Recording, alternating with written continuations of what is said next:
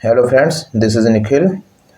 उत्तर प्रदेश लोक सेवा आयोग के 2024 के पेपर को हम सॉल्व करेंगे। इससे पहले 2025 के हम पेपर को सॉल्व कर चुके हैं, ठीक है ना। तो 50-50 प्रश्न की ये 3 वीडियो आएंगी।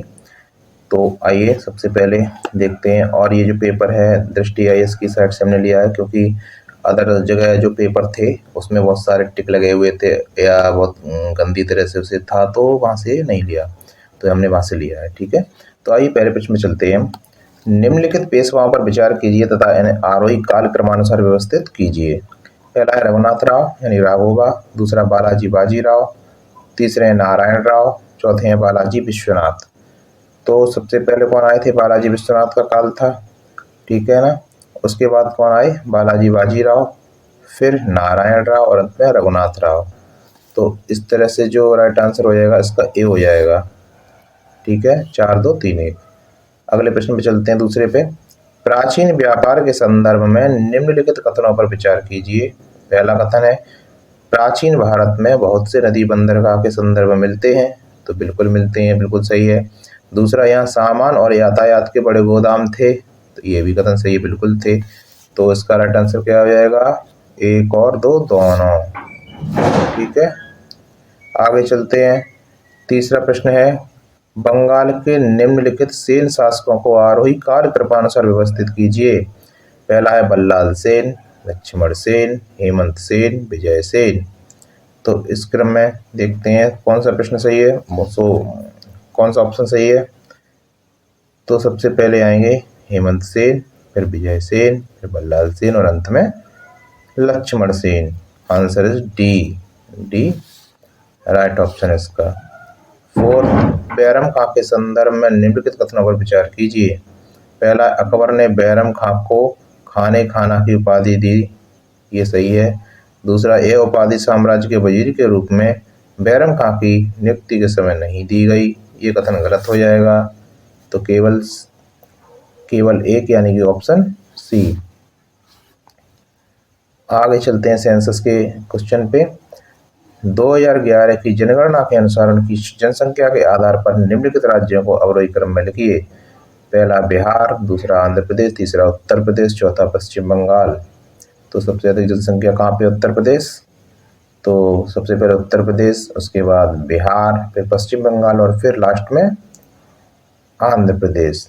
इस तरह का ऑप्शन जो है 5 का डी, राइट आंसर डी हो जाएगा इसका। 3 1 4 2। छठे प्रश्न पे चलें। सूची 1 को सूची 2 से मिलान करना है। पहला है मानव विकास रिपोर्ट, दूसरे नंबर पे बी विश्व आर्थिक दृष्टिकोण कार्यक्रम, तीसरा है विश्व निवेश रिपोर्ट कार्यक्रम और चौथा है उत्सर्जन अंतर रिपोर्ट संयुक्त राष्ट्र सम्मेलन। इसे हमें मैच कराना है।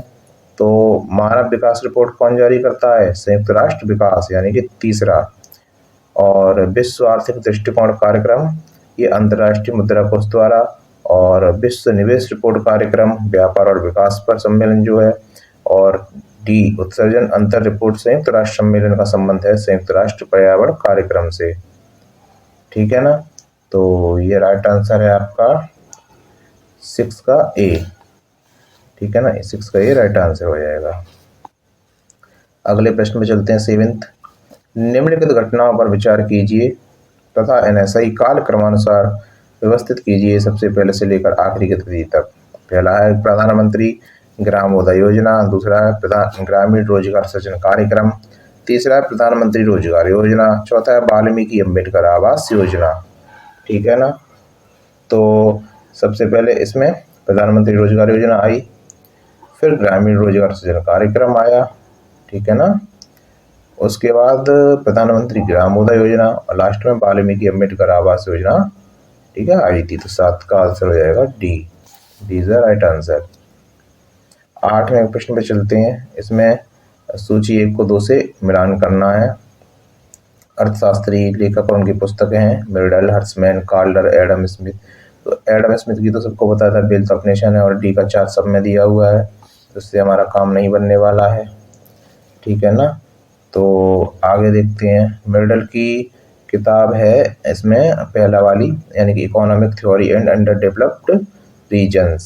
हर्समैन की जो बुक है उसका नाम है the strategy of economic development, यानी कि दूसरी। कॉल्डर की है strategic factor in economic development, यानी कि 1 2 3 4 जैसे इसमें दे रखे हैं ना, वही क्रम इसका बिल्कुल सही भी है। तो 8 का ए हो जाएगा इसका राइट आंसर। अगले प्रश्न पे चलते हैं, 9वें प्रश्न पे। निम्नलिखित कथनों में से कौन सा पारिस्थितिकी निकेत के बारे में सही नहीं है? इकोलॉजिकल निके के बारे में, नीचे के बारे में सही नहीं है। पहला है प्रबल प्रजातियां विस्तृत एवं व्यापक पारिस्थितिकी निकेत को घेरती हैं। दूसरा, प्राकृतिक पारिस्थितिकी तंत्र के पारिस्थितिकी निकेत में संसाधन पर्याप्त हैं तो प्रजातियों की अधिक संख्या हो जाती है। तीसरा, पारिस्थितिकी निकेत में संसाधन पर्याप्त है तो प्रजातियों की संख्या कम हो जाती है। डी, यदि किसी आवास में संसाधनों का समान वितरण होता है तो एकल प्रजाति का प्रभुत्व न्यूनतम हो जाता है। तो इसमें देखो सीधी सीधी बात है, अगर संसाधन पर्याप्त है तो प्रजातियों की संख्या कम क्यों होगी, बढ़नी चाहिए, ठीक है ना। तो उस हिसाब से भी देखोगे तो इसका राइट आंसर क्या है? सी। ये पूछा कौन सा सही नहीं है, तो सी इसका राइट आंसर हो जाएगा। ठीक है, 10वें प्रश्न में चले। सूची 1 को 2 से मिलवाया है इन्होंने। तो जीव मंडल रिजर्व है और उनका राज्य कौन से हैं? सिमलीपाल, नौकरेक, अगस्त्य मलाई, मानस। तो ये रिपीटेड क्वेश्चन है। सिमलीपाल कहाँ पे है? सिमलीपाल कहाँ है? तो इसमें उड़ीसा, सिमलीपाल उड़ीसा से संबंधित है। नौकरेक मेघालय से संबंधित है भाई। अगस्त्य मलाई केरल और मानस ये है असम। राइट आंसर कहाँ पे है? ये D is the right answer. 11वें क्वेश्चन पे चलते हैं। निम्नलिखित कथनों पर विचार कीजिए। पहला है वैज्ञानिक जांच व्यावहारिक आदर्शों के प्रति प्रतिबद्धता पर निर्भर करती है। दूसरा, विज्ञान में ईमानदारी विशेष रूप से महत्वपूर्ण है। तो ये दोनों ही बातें क्या है? एकदम करेक्ट हैं, ठीक है ना। दोनों ही बात क्या है? एकदम सही है। Right answer A. 12वें प्रश्न में चलते हैं। निम्नलिखित में से कौन सा उच्च से निचले क्रम में पौधों की प्रजातियों का सही क्रम है? तो देखो उसमें सीधे सीधी बात है। सबसे पहले कौन सा आता है? प्लांट किंगडम, फिर फाइलम, फिर क्या आती है? क्लास के बाद आता है ऑर्डर, यानी कि पादप जगत, फिर संघ, फिर वर्ग, फिर गण। राइट आंसर क्या हो जाएगा इसका? डी। आगे चलते हैं। 13, जस्टिस पार्टी के संदर्भ में निम्नलिखित कथनों पर विचार कीजिए।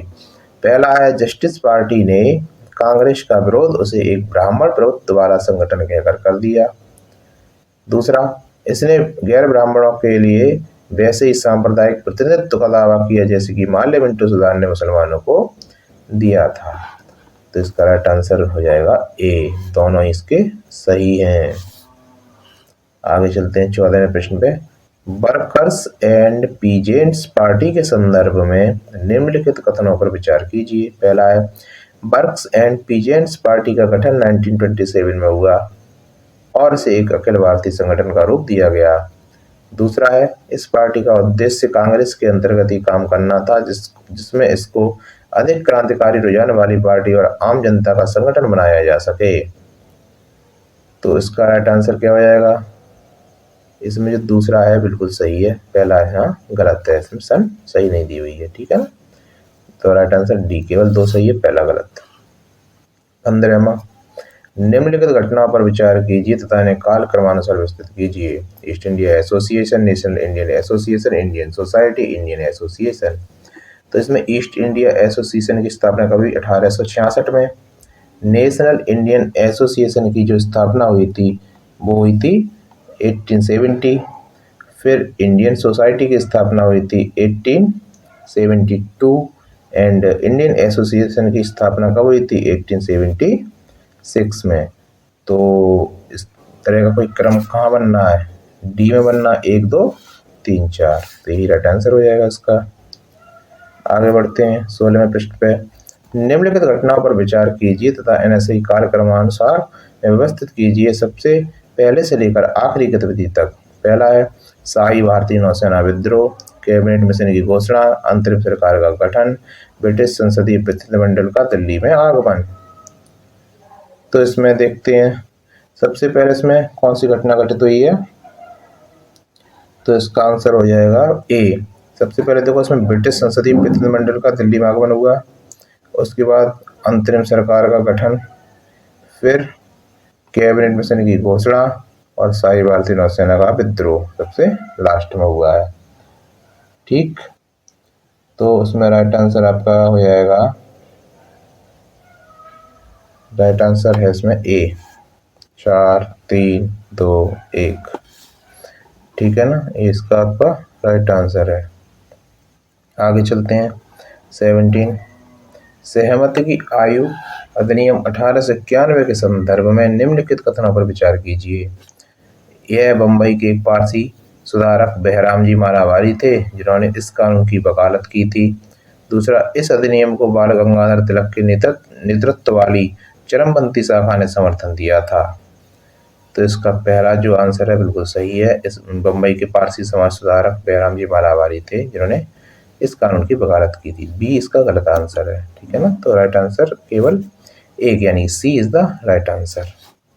ठीक है, आगे चलते हैं। 18th क्वेश्चन, इसमें कथन कार्ड वाला प्रश्न है। अभिकथन है कि शिवाजी को बड़े देशमुखों के विरोध का सामना करना पड़ा। दूसरा है, ये देशमुख कारण है, ये देशमुख स्वतंत्र मराठा राज्य के पक्ष में नहीं थे और बीजापुर के सामंती बना रहना चाहते थे। दोनों ही कथन सही हैं और व्याख्या भी सही है, तो राइट आंसर ए हो जाएगा इसका। आगे चलते हैं 19वें प्रश्न पे। अंडमान तथा निकोबार द्वीप समूह में निम्नलिखित में से किस कारण से प्रलयकारी प्रवाल व्यंजन हुआ तथा प्रवालों की सामूहिक मृत्यु हो गई थी? तो 19वें प्रश्न का जो राइट आंसर था बी, हिंद महासागर के तापमान में 2 डिग्री की वृद्धि। आगे चलते हैं 20वें प्रश्न पे। अशोक के संदर्भ में निम्नलिखित कथनों पर विचार कीजिए। पहला है, अशोक ने धम्म की जो परिभाषा दी है वह राहुलोवाद सूत्र से ली गई है। दूसरा, अपने राज्याभिषेक के 14वें वर्ष में अशोक ने धम्म महामात्र नामक एक नवीन प्रकार के कर्मचारी की नियुक्ति की। तो इसका राइट आंसर क्या है? ए, दोनों ही इसमें बिल्कुल सही है। 21वें प्रश्न में चलते हैं। पूछ रहा है निम्न में से कौन सा एक सही सुमेलित नहीं है? क्या नहीं है? पहला, अनुच्छेद 153 राज्यपाल का पद। बी है अनुच्छेद 154 राज्यपाल का कार्यकारी प्राधिकार। अनुच्छेद 155 राज्यपाल को हटाना। अनुच्छेद 156 राज्यपाल की पदावधि यानी कि टर्म। तो कौन सा सही नहीं है इसमें? राज्यपाल को हटाना 155, ये गलत हो जाएगा। ठीक है, आगे बढ़ते हैं प्रश्न नंबर 22 पे। भारत के संविधान में निम्नलिखित में से क्या कथित है या है? पहला, राष्ट्रपति संसद के किसी भी सदन का सदस्य नहीं होगा। तो सही बात है। दूसरा, संसद राष्ट्रपति और दोनों सदनों से मिलकर बनेगी। तो ये भी बिल्कुल सही बात है। ठीक है ना, 22 का एक राइट आंसर। 23वें प्रश्न में चलते हैं कि भारतीय संविधान में कोई संशोधन लाने का उपक्रम किया जा सकता है लोकसभा द्वारा, राज्यसभा द्वारा, राज्य विधानमंडलों द्वारा, भारत के राष्ट्रपति द्वारा। तो हमें पता है कोई संविधान संशोधन लाना होता है तो उसके लिए क्या करते हैं? या तो लोकसभा में लाते हैं या फिर राज्यसभा में लाते हैं। ठीक है ना, तो क्या है राइट आंसर? बी, 1 और 2 दोनों में ला सकते हैं। ठीक है ना, फिर 24वें प्रश्न में चलते हैं। भारत के निर्वाचन आयुक्त के निम्नलिखित में से कौन से कार्य हैं? किसके? निर्वाचन आयुक्त के, इलेक्शन कमिश्नर ऑफ इंडिया। पहला है, लोकसभा के अध्यक्ष और उपाध्यक्ष तथा राज्यसभा के उपसभापति के पदों के लिए निर्वाचन करवाना। दूसरा, नगर पालिका और नगर निगमों के लिए निर्वाचन करवाना। तीसरा, उपयुक्त निर्वाचन से उत्पन्न सभी संदेहों और विवादों का निर्णयन करना। ठीक है ना, तो इसमें क्या हो जाएगा? उपयुक्त में से कोई नहीं। ठीक है ना, इसका राइट आंसर उपयुक्त में से कोई नहीं होगा, डी, उपयुक्त में से कोई नहीं इसका राइट आंसर हो जाएगा। ठीक है ना, क्योंकि लोकसभा के अध्यक्ष और उपाध्यक्ष या राज्यसभा के उपसभापति का चुनाव कैसे होता है? जो पहले से ही चुने हुए मेंबर होते हैं उनमें से चुन लिया जाता है इनको। ठीक है ना, अलग से उत्पन्न जो भी ये चुनाव कराने की आवश्यकता ही नहीं है। वहीं नगर पालिका और नगर निगमों का चुनाव कौन कराता है? राज्य करवाता है, राज्य का चुनाव आयोग। ठीक है ना, और उपयुक्त निर्वाचन से उत्पन्न सभी संदेह का विवाद कौन करता है? Supreme court. ठीक है ना, तो ये क्या हो जाएंगे? तीनों के तीनों इसलिए गलत थे। 25वें प्रश्न में चलते हैं। निम्नलिखित में से कौन सा एक सही सुमेलित नहीं है? पहला, जीवी राव समिति, प्रखंड स्तर पर नियोजन यानी कि जीवी Rao committee, planning at the block level. दूसरा, दंतवाला समिति, ग्रामीण ऋण। है ना, रूरल क्रेडिट संस्थानम समिति पंचायती राज वित्त यानी कि पंचायती राज फाइनेंसेस, अशोक मेहता समिति पंचायती राज संस्थान यानी कि पंचायती राज इंस्टीट्यूशंस। तो इन्होंने क्या पूछा है, निम्न में से कौन सा गलत है, ठीक है ना। तो संस्थानम समिति वाला ऑप्शन है, आयोग ने इसे माना है गलत, ठीक है ना, सी। 26वें प्रश्न में चलते हैं, निम्नलिखित में से कौन सा जैविक अनुक्रम की प्रावस्थाओं का सही क्रम है। तो ये जो क्रम होगा ना, सबसे पहले क्या होगा, माइग्रेशन यानी कि प्रवास, उसके बाद होता है एक्सिस यानी कि एसिक्स यानी कि आस्थापन, फिर रिएक्शन यानी कि प्रतिक्रिया, लास्ट में स्टेबलाइजेशन यानी कि स्थिरीकरण। यानी कि पहले कोई प्रवास करेगा, फिर वहाँ आस्थापन होगा, फिर उसमें प्रतिक्रिया होगी, उसके बाद वहाँ पे परमानेंट कोई आ जाएगी जो भी है, ठीक है ना, जैविक अनुक्रम होगा, स्थिरीकरण हो जाएगा। तो डी इसका राइट आंसर हो जाएगा। 27वें प्रश्न पे आते हैं, कथन कारण। कथन है कि सापेक्षिक आर्द्रता वायु के तापमान में वृद्धि के साथ घटती है। कारण है बाष्पीकरण में वृद्धि के साथ निरपेक्ष आर्द्रता में वृद्धि होती है, ठीक है। तो इसका जो आंसर है ना, दोनों सही तो हैं परंतु व्याख्या नहीं हो रही है। तो राइट आंसर ऐसे ए हो जाएगा, ठीक है ना, ए इज द राइट आंसर। 28वां प्रश्न, कौन सा सही सुमेलित है। इकोक्लाइन, जैव विविधता, पाइक्लोक्लाइन, सागरीय जल घनत्व थर्मोक्लाइन, वायु का तापमान हेलोक्लाइन, सागरीय जल तापमान। तो इसका राइट आंसर कौन सा है, पाइक्लोक्लाइन, सागरीय जल घनत्व, सी वाटर डेंसिटी इज बिल्कुल सही है, ठीक है ना, राइट आंसर बी। 29 की तरफ चलते हैं, सुमेलित कराने के लिए सूची को। पौधारोपणशाला, क्रायोफाइट, स्टेबी, विश्व के पुष्पीय क्षेत्र, पुष्पतागास मैदान। तो पहला है प्लांटिंग हर्थ यानी कि पौधरोपणशाला, ठीक है ना। और इसके नीचे दिए हुए हैं कथन। तो पौधरोपणशाला पहले का हो जाएगा 3, पहले का 3 CO सावर। क्रायोफाइट स्टेपी, तो क्रायोफाइट शब्द कहाँ से है, मतलब इसका बहुत ठंडा स्थान, ठीक है ना। तो यहाँ पे कौन सा सबसे ठंडा स्थान है, आर्कटिक टुंड्रा वाला। विश्व के पुष्पीय क्षेत्र की बात करें तो एडोल्फ एंगलर, और पुष्टाज घास का मैदान आपने सुना ही होगा, हंगरी में मिलता है ये, डी का 1, ठीक है ना। तो राइट आंसर इसका जो हो जाएगा 29 का B is the right answer, ठीक है। आगे बढ़ते हैं 30वें प्रश्न पे। निम्नलिखित एवं एल्यूमिनियम संयंत्र राज्य में से कौन सा सही सम्मिलित नहीं है। पहला अलपुरम यानी कि अलवाय केरल में है, बेलगावी कर्नाटक, मुरी छत्तीसगढ़, हीराकुंड उड़ीसा। तो इसका जो राइट आंसर कहाँ पे है, मुरी जो छत्तीसगढ़ में बिल्कुल नहीं होगा, ठीक है ना, ये गलत हो जाएगा। 31वां है, निम्नलिखित एवं राष्ट्रीय उद्यान राज्य संग्रह क्षेत्र में से कौन सा सही सम्मिलित नहीं है। राजाजी उत्तराखंड, पिन वैली जम्मू कश्मीर, बांदीपुर कर्नाटक, सिमलीपाल उड़ीसा। तो पूछ क्या रहे हैं ये, कौन सा सही नहीं है। तो कौन सा सही नहीं है, पिन वैली जम्मू कश्मीर में नहीं है, ठीक है ना।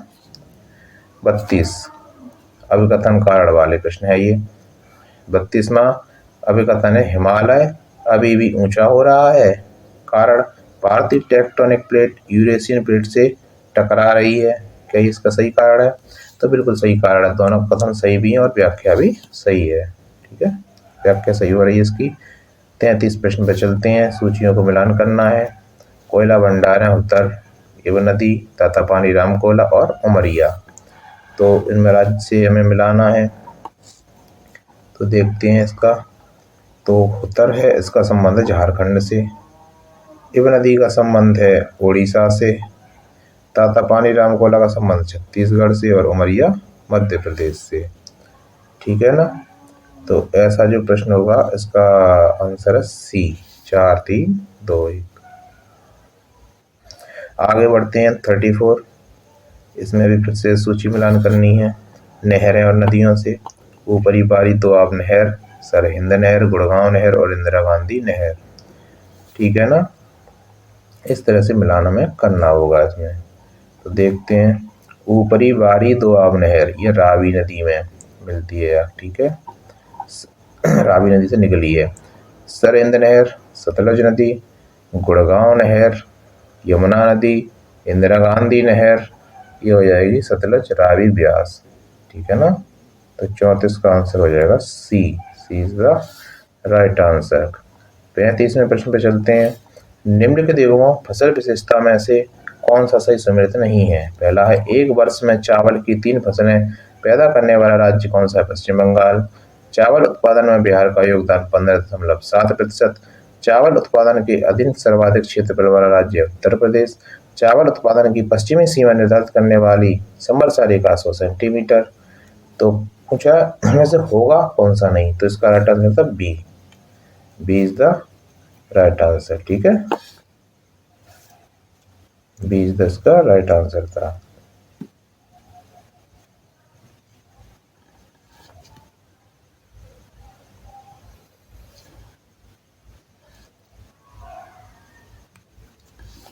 ठीक,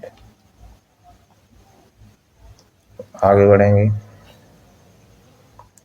36, कपास फसलों के संदर्भ में निम्नलिखित कथनों पर विचार कीजिए।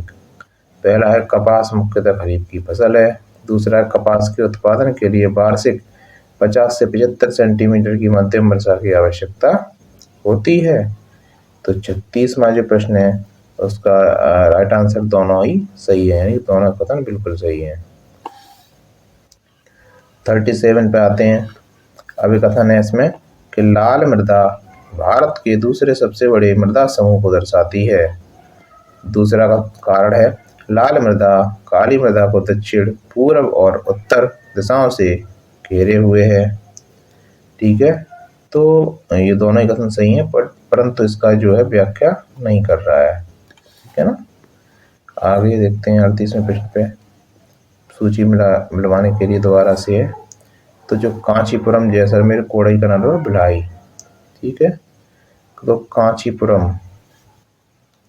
कांचीपुरम का संबंध कहाँ से है? प्राचीन काल से है। जैसलमेर मध्यकाल, कोडाईकनाल औपनिवेशिक काल, भिलाई स्वातंत्र्योत्तर काल। ठीक है, तो 38 का क्या हो जाएगा? राइट आंसर बी 20 का राइट आंसर हो जाएगा। 39, प्रसिद्ध स्थानीय तूफान और स्थान क्षेत्र को मिलान करना है, जैसे कि आम्रवर्षा का जो क्षेत्र है वो कहाँ पे है? तटीय कर्नाटक क्षेत्र। फूलों वाली बौछार जो होती है केरल। काल वैसाखी पश्चिम बंगाल। लू पंजाब से बिहार। राइट आंसर क्या है? सी 3 2 4 1 3 2 4 1। 40वां प्रश्न कौन सा है? निम्नलिखित में से कौन सा युग्म सही सुमेलित नहीं है? ये राजधानी है देशों की, Naypyidaw Myanmar, Khartoum Ethiopia, Dublin Ireland, Ottawa Canada. तो दिख रहा है खार्तूम आपकी दक्षिणी सूडान की राजधानी है। ठीक है ना, कि इथियोपिया की तो नहीं है, तो बी इसका राइट आंसर है। 41वां प्रश्न है, ऊपरी गंगा के मैदानी कृषि जलवायु क्षेत्र के संदर्भ में निम्नलिखित कथनों पर विचार कीजिए। पहला, यह क्षेत्र केंद्रीय और पश्चिमी उत्तर प्रदेश में विस्तृत है। दूसरा, इस क्षेत्र में सिंचाई गहनता 130% से अधिक तथा कृषि गहनता 140% है। तो इसका जो राइट आंसर क्या हो जाएगा? ए और बी दोनों इसके राइट आंसर हो जाएंगे। ठीक है, 42 प्रश्न में चलते हैं। ये दर्रा है और उनकी समुद्र तल से ऊंचाई, थोड़ा टफ टाइप से मान सकते हैं प्रश्न, क्योंकि इतनी ऊंचाई एग्जैक्ट तो नहीं याद होती है। ठीक है ना, इसका आइडिया ही लगा सकते हैं हम। देखते हैं, तो देवसा ये पे इसका है 1360 मीटर। रोहतांग इसका सी यानी कि तीसरा 3978 मीटर। बारालाचा का दूसरा 4850 मीटर। बनिहाल का चौथा 2832 मीटर। 1 3 2 4 आंसर इसका हो जाएगा ए। आगे चलते हैं 43वें प्रश्न पे। अभिकथन और कारण। अभिकथन है, जूट भारत का विशुद्ध पौधा है। कारण, जूट खरीफ की फसल है जिसे फरवरी से जून में बोया जाता है तथा जुलाई से अक्टूबर के मध्य काटा जाता है। राइट आंसर क्या है? सी। लेकिन इसकी व्याख्या बिल्कुल नहीं करा, क्योंकि उसमें पौधे के बारे में बताया जा रहा है और उसकी ड्यूरेशन बताई गई है। तो सी इसका राइट आंसर हो जाएगा। 44 की तरफ चलते हैं। निबंधकार दिए हैं, उनके निबंध दिए हैं। देवड़ भट्ट, हेमाद्री, माधवाचार्य, बल्लाल सेन। ठीक है ना, 44 का देखते हैं। देवड़ भट्ट जो है इनका निबंध कौन सा? स्मृति चंद्रिका 4। हेमाद्री इन्होंने लिखा है चित बरगर्ग चिंतामणि। फिर है माधवाचार्य, इनका है पराशर माधव। लास्ट में कौन है? बल्लाल सेन। इनने क्या लिखा है? दान सागर। 44 का डी इसका राइट आंसर हो जाएगा। 45 ये भी अभिकथन काल का प्रश्न है। अभिकथन है भारत पर तुर्की आक्रमण सफल हुआ। आर यानी कारण है उत्तर भारत में राजनीतिक एकता नहीं थी। तो ये बिल्कुल सही बात है और व्याख्या भी हो रही है। ठीक है, व्याख्या भी हो रही है। 46वां current affair, voice of global south summit BOGSS के संबंध में निम्नलिखित कथनों पर विचार कीजिए। पहला है भारत ने हाल ही में अपना दूसरा voice of global south summit सम्मेलन संपन्न किया। दूसरा, ग्लोबल साउथ मुख्यतः विकसित देशों से संबंधित है। तो 46 का राइट आंसर हो जाएगा सी, केवल एक, दूसरा इसमें गलत था। ठीक है, फिर आते हैं 47 पे। ग्रीन हाउस गैस यानी GHG के उत्सर्जन में कटौती के संबंध में जलवायु परिवर्तन पर अंतर सरकारी पैनल IPCC किस पर जोर देता है? पहला है क्रमिक और सीमित कटौती पर्याप्त है। दूसरा, गहरी, तीव्र और निरंतर कटौती आवश्यक है। तो ऐसे प्रश्न में जो है राइट आंसर थोड़ा अगर देखो तो थोड़ा यहाँ पे आपको थोड़ा दिमाग लॉजिक लगाना पड़ेगा। ठीक है ना, तो इसका जो राइट आंसर है डी, यानी कि केवल दूसरा यहाँ पे राइट आंसर हो जाएगा कि गहरी, तीव्र और निरंतर कटौती क्या है? आवश्यक है। ठीक है ना। 48 पे इसमें चलते हैं। अनाज उपज शब्द का तात्पर्य क्या है? पहला है काटी गई भूमि के प्रति इकाई क्षेत्रफल में उत्पादित अनाज फसलों की मात्रा। दूसरा, किसी दिए गए देश में अनाज फसलों का कुल उत्पादन। तो इसका जो राइट आंसर हो जाएगा सी, पहला, काटी गई भूमि के प्रति इकाई क्षेत्र में उत्पादित अनाज फसलों की मात्रा। ठीक है ना, केवल एक, यानी कि राइट आंसर सी इसकी परिभाषा के अनुसार ऑप्शन हो जाएगा। 49, जुलाई सितंबर 2019 और जुलाई सितंबर 2022 के बीच भारत में बेरोजगारी दर की प्रवृत्ति के संबंध में निम्नलिखित में से कौन सा कथन सही है? पहला, यह स्थिर रही। दूसरा, यह घट गई। तो जो रिपोर्ट आई थी उसमें यही था, ठीक है ना, कि स्थिर तो नहीं है, ये घट गई थी बेरोजगारी। ठीक है ना, MPI इंडेक्स के हिसाब से ए इसका राइट आंसर हो जाएगा। ठीक है, आगे 50वां प्रश्न और आज का अंतिम प्रश्न होगा। वैश्विक बहुआयामी गरीबी सूचकांक MPI रिपोर्ट कौन तैयार या प्रकाशित करता है? पहला, विश्व बैंक और अंतर्राष्ट्रीय मुद्रा कोष यानी IMF। दूसरा, ऑक्सफोर्ड गरीबी और विश्व स्वास्थ्य संगठन WHO। तीसरा, ऑक्सफोर्ड गरीबी और मानव विकास पहल। और चौथा, संयुक्त राष्ट्र विकास कार्यक्रम यानी कि UNDP। ठीक है ना, तो ये ऑक्सफोर्ड गरीबी और मानव विकास पहल और संयुक्त राष्ट्र विकास कार्यक्रम ये मिलकर क्या करते हैं? वैश्विक बहुआयामी गरीबी सूचकांक तैयार करते हैं, MPI सूचकांक तैयार करते हैं। डी इसका राइट आंसर हो जाएगा। तो ये दोस्तों आज के 50 प्रश्न थे। आगे के बचे 100 प्रश्न आगे आने वाली वीडियो में आपको देखने को मिलेंगे। ठीक है, थैंक यू क्लास।